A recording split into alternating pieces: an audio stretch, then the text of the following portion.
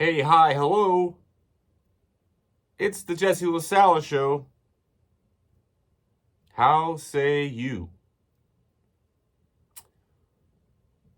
Well, it is all but over for the Green Bay Packers. I think I've been saying this for the past 2, 3 weeks. Against the Eagles, we made it look closer than it actually was.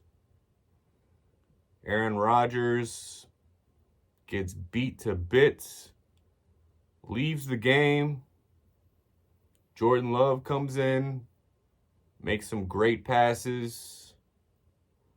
And now all of a sudden, Aaron Rodgers,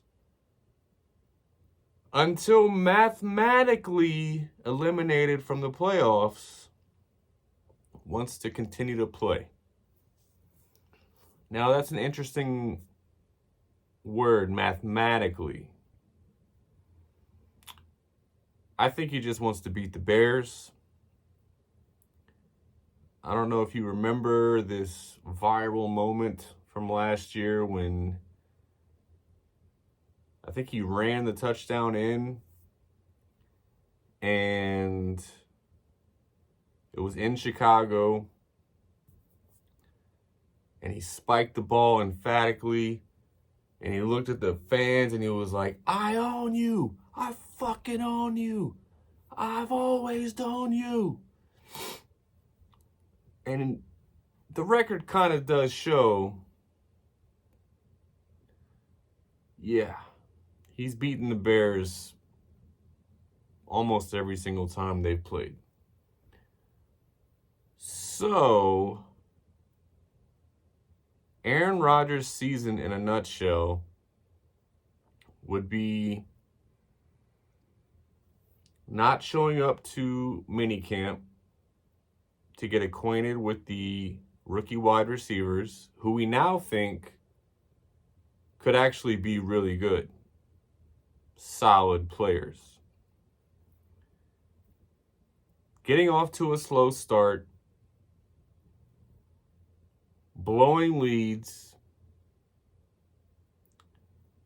the broken thumb in London. Now this.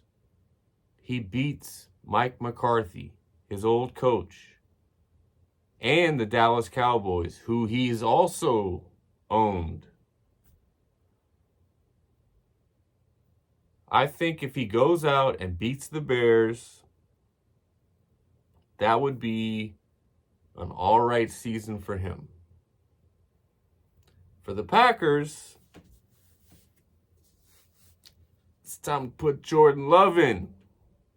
It's time to see what we got against real NFL talent, against real NFL defenses, not preseason defenses, not even the Eagles' prevent defense, which is what we saw on Sunday night. Very interesting soap opera drama going on behind the scenes at 1265 Lombardi Avenue in Green Bay, Wisconsin. I wish this was just a Packers podcast, but it's not. I could go deeper. And that's what I always say to people, if they see me out, I'm wearing my Packer gear. Oh, are you from there? Oh, what about Rodgers? Like, they want to make small talk about the Packers. And I'm like, nah, dog. We're not doing small talk about the Packers. It's either go Pack go and we keep it moving, or I'm going to sit you down and tell you everything you need to know. Or I just tell them to go watch my goddamn podcast. I might start a new one. I don't fucking care. Only Packers. Only Pacers. Fuck the rest of the league. But now that the Packers season is over, all I care about are my bets, which are doing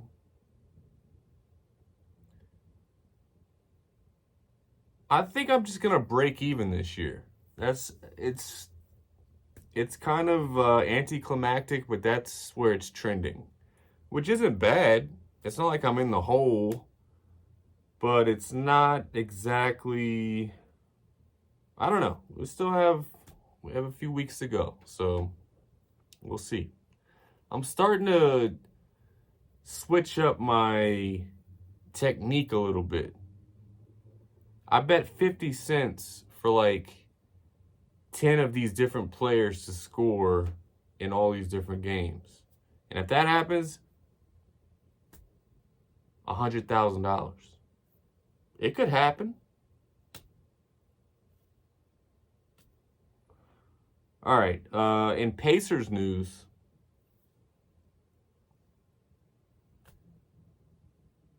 Benedict Mathurin, Rookie of the Month, possibly Rookie of the Year, in the same month that wide receiver Christian Watson for the Packers is also Rookie of the Month. I mean, if there's a silver lining to this season, it's that we have some promise in our youngsters and in our future. The Pacers, as we sit here today, your tomorrow, or yesterday, are the 5 seed in the East. They have a 12-10 record, exceeding expectations. Tyrese Halliburton,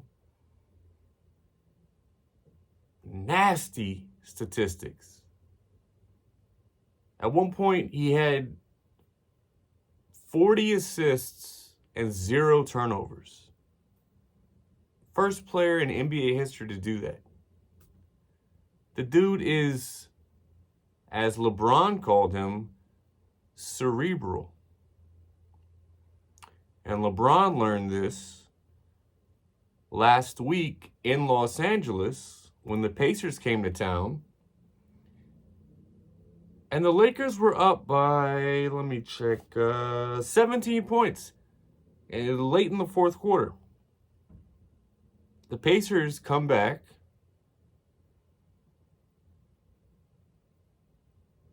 Miles Turner misses a 3 that would have won the game. But Tyrese Halliburton gets the rebound, dribbles just enough to lure LeBron towards him, and then flings the pass to rookie Andrew Nembhard from Gonzaga, who drills the game-winning three-pointer as LeBron is like, I fucked up. Pacers win by 1 after being down by 17 in Los Angeles on a 7-game road trip. Did I make some money that night? We're not even going to talk about my NBA betting. That's different level. That's different level. So let's just get to the picks. I posted on my Instagram story right before the Thursday night game.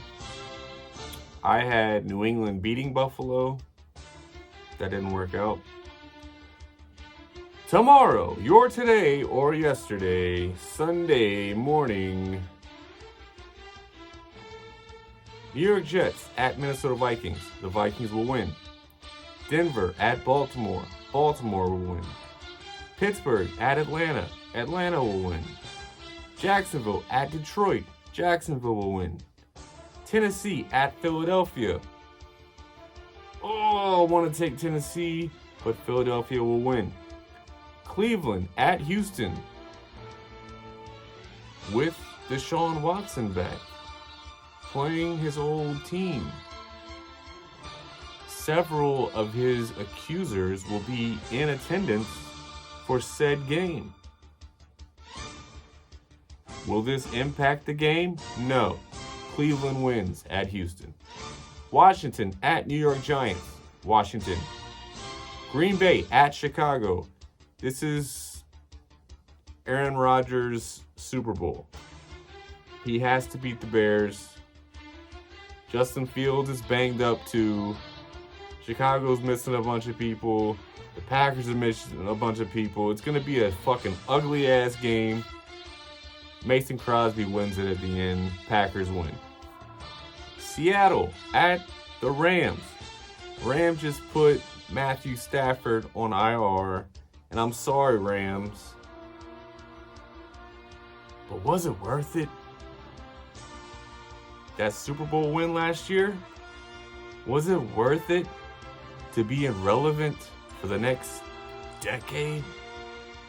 Because that's what you're going to be. You have no draft picks. Your cap situation is a fucking mess. So you can go back to being the irrelevant Rams. Hope it was worth it. I mean, hey, look, the Packers only have one Super Bowl in the past decade, so at least we're relevant. People want to talk about us all day on ESPN. Seattle will beat the Rams. Miami at San Francisco. San Francisco's number one rated defense will beat the Dolphins. Los Angeles Chargers at Las Vegas Raiders. Everything tells me to pick the Chargers, but no. I say no. I say the Raiders. Kansas City at Cincinnati. Hell of a game.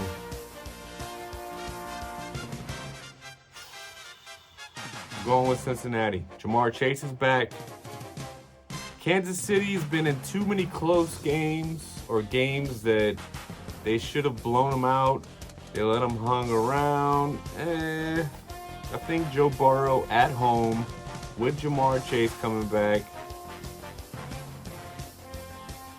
Give me the Bengals. Sunday night, Indianapolis at the Dallas Cowboys. We're starting to see that Jeff Saturday is an analyst, not a head coach. The Dallas Cowboys will win. And then Monday Night Football.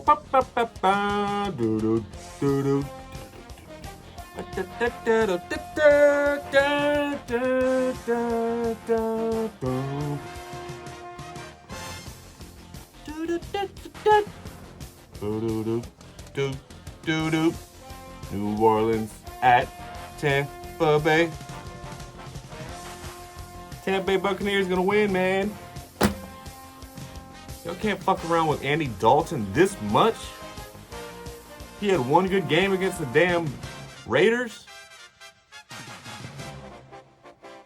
What did Jameis Winston do to not be able to step on the field? And they're still actually in playoff position in that shitty division. Something don't smell right.